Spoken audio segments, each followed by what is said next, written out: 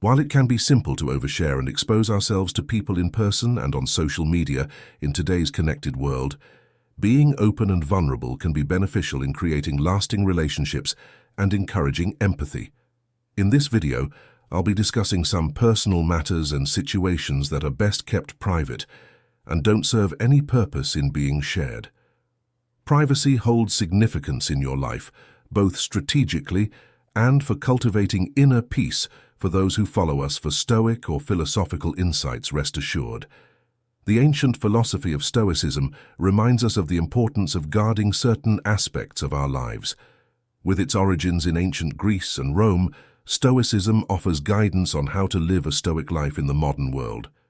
Stoicism offers timeless advice on how to walk the delicate line between discretion and sensitivity. In this essay, we'll look at 3 things that Stoicism suggests we keep private. Before we start, please make sure you are subscribed to the channel and have turned on the notification bell so you don't miss any empowering information, and as always, be the best version of yourself. We'll be discussing the philosophy's ongoing relevance in today's environment. First, there are fights you've fought in the past that you don't need other people to understand. In life, we all have problems and obstacles we must conquer, some of which may remain hidden deep within our hearts. These internal conflicts. It's not necessary for others to fully understand the problems you've had. You don't have to defend yourself to those who have walked their own difficult routes and tried to explain the entirety of your difficulties. May unintentionally come across as arrogant, as though looking for approval for your experiences. The experiences one has have a huge impact on shaping their character. They have persevered. But it is not your responsibility to spread awareness of these difficulties or use your struggles as a justification or story. The difficult times have been, although your past has shaped who you are, others don't need to be able to vividly imagine the suffering you have experienced in order to truly understand your growth and transformation. The crucible in which your life was forged has contributed to your character's maturity, wisdom, and unwavering perseverance. It's more admirable, in my opinion, for someone to live in the present rather than obsessively reflect on the past, because deeds, not words, are what really convey a person's character and experiences. Instead of bragging about one's prior experiences, it is important to demonstrate one's abilities in the real world and demonstrate inner fortitude and resiliency. By doing this, one can go beyond a simple story of triumph and become a living example of the enduring power of the human spirit. Imagine a man named David, who has had many hardships in his life, such as the death of a loved one, unemployment, and other obstacles, while trying to raise his children by himself. These experiences have changed David's life significantly and contributed to his growth. Rather than venting to people about his struggles, David decided to live in the now and learn how to take advantage of every chance and provide a loving atmosphere for his kids. Instead of dwelling on his own struggles, David showed kindness, patience, and strength by lending a helping hand to others in his community. As a result, everyone in David's community saw a positive change in David's life and his positive influence on them.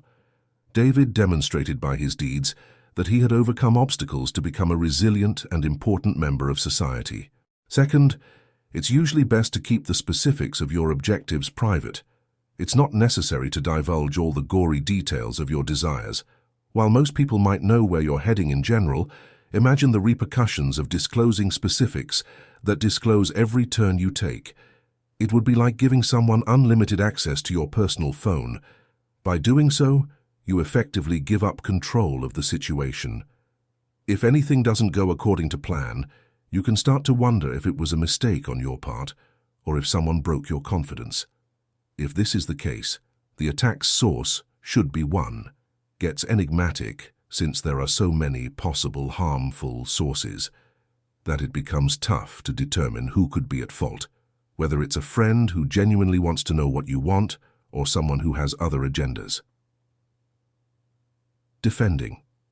No one else can truly be your confidant in the same way that you can be for yourself, so the important details of your objectives are of the utmost importance.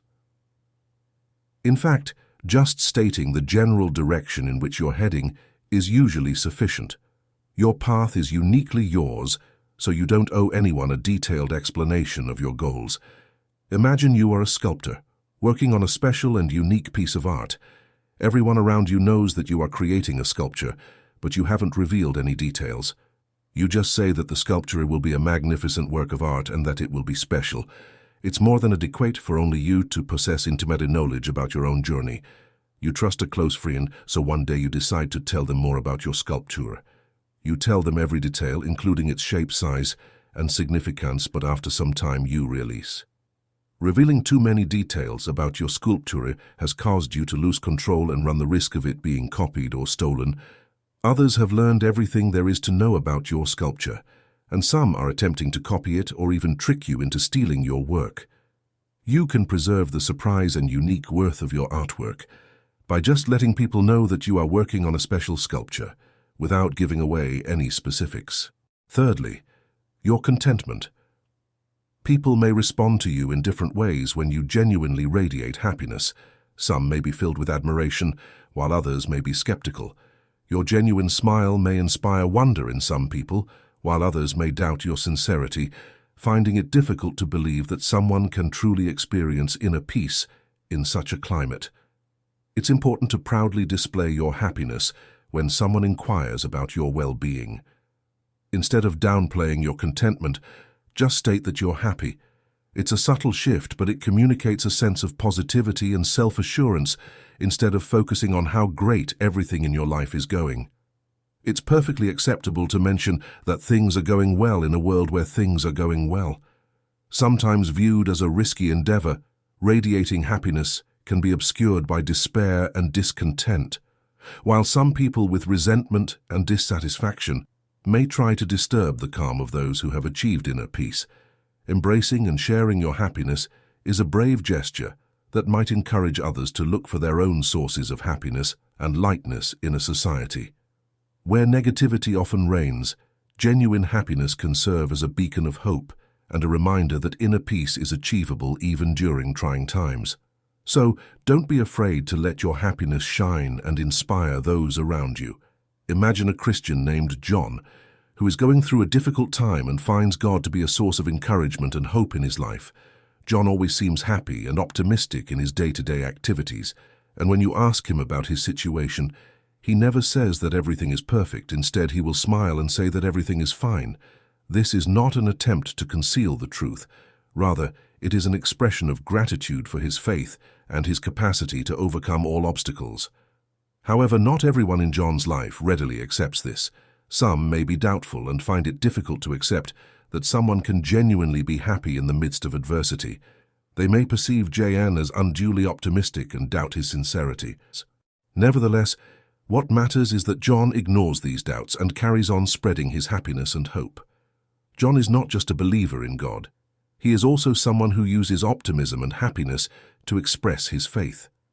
He doesn't try to make his life perfect, but instead impresses others with his gratitude and positive spirit. However, he also has to face the skepticism and dissatisfaction of those around him. This can be inevitable when you choose to live a positive life in a world full of challenges. Nevertheless, John chooses to stay true and not let others' negativity disrupt his spirit. We appreciate your listening to us, so we do our best to provide the best content. Please subscribe to the channel and wait for the second part of this lesson.